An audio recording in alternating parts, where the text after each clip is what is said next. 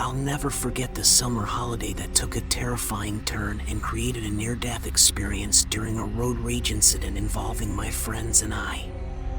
It was a hot and sunny day, and I was driving with my friends to our favorite vacation spot. We were all excited for a week of relaxation and fun by the beach. I was a passenger, along with my buddies Tim, Lucas, and my buddy Fred was driving.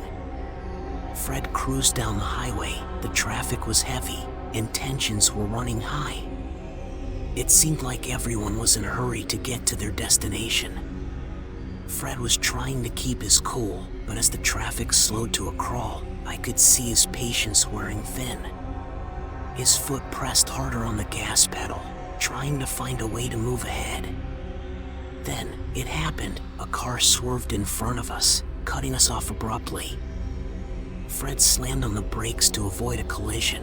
My heart was pounding in my chest.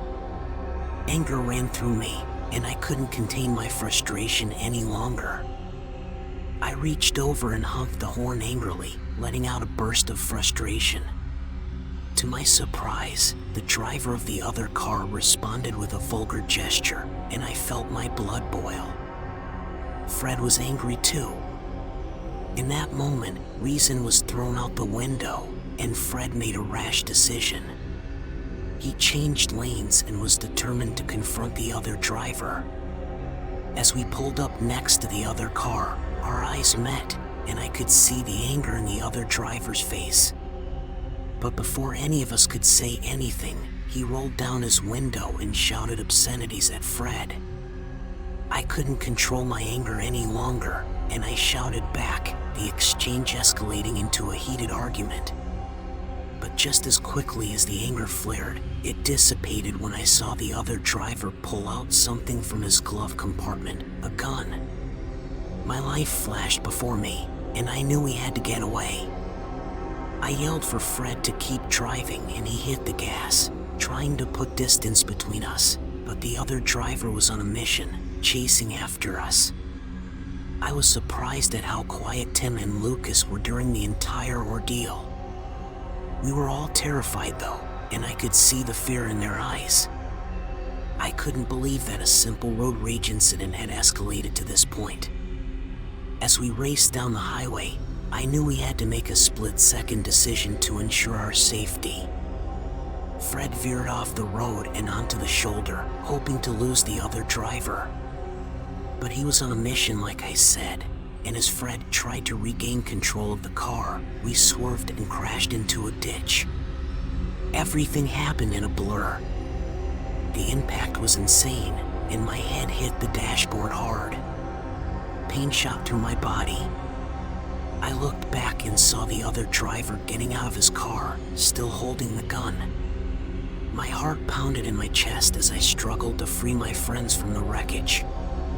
With the strength I didn't know I had, I managed to get them out of the car and into safety, hiding in the nearby bushes.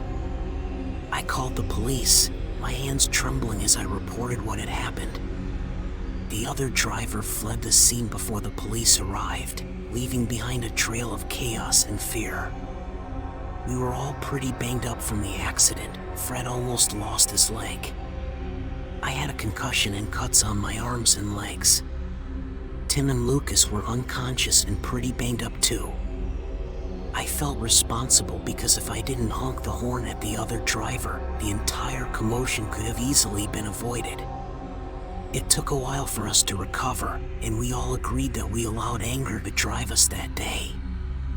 It wasn't worth it because it ruined our trip and caused us to miss out on fun for the entire summer as we recovered. My name is Alex, and I'll never forget the summer holiday with my family that turned into a nightmare, a tragedy that shattered our world and left us grieving the loss of our beloved family pet. It was a beautiful summer day, filled with excitement as we set off on our vacation. My parents, my little sister Rosie, and I were ready for a week of relaxation and fun.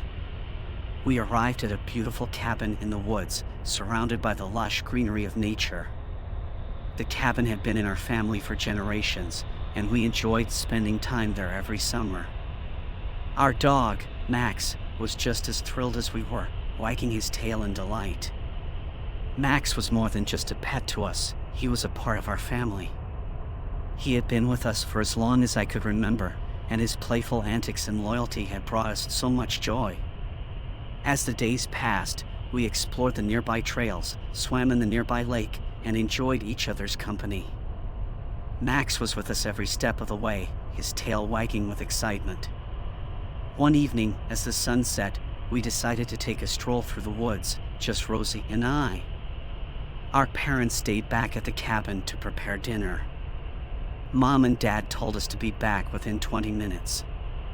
Taking Max for walks alone wasn't unusual.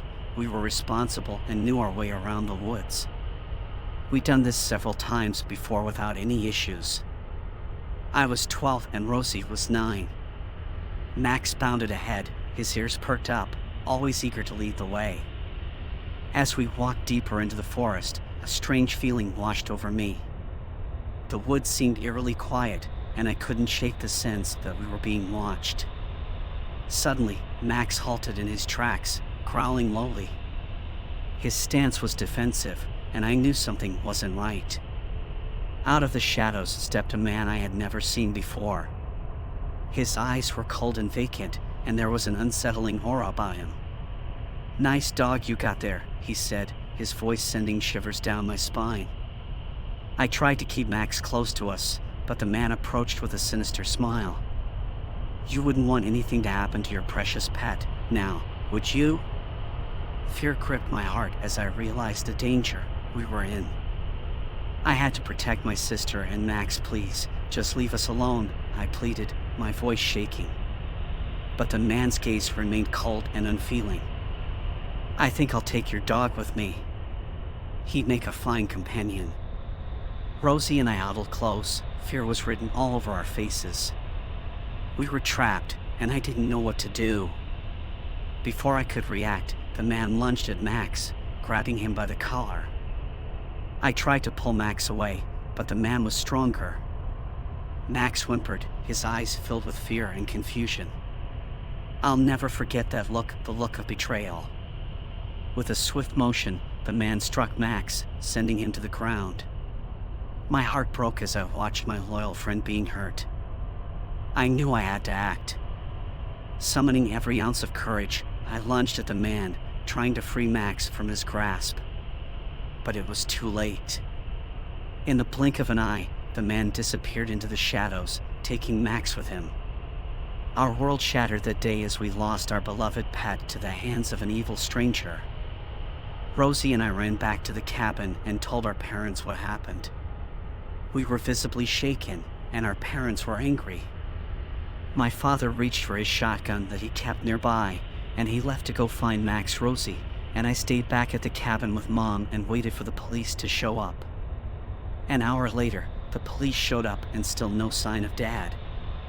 We explained what happened to the police before they went searching for my father. About 10 minutes later, he returned with the police. He looked disappointed as he was carrying Max wrapped in a blanket. Max had been badly hurt and sadly had passed away.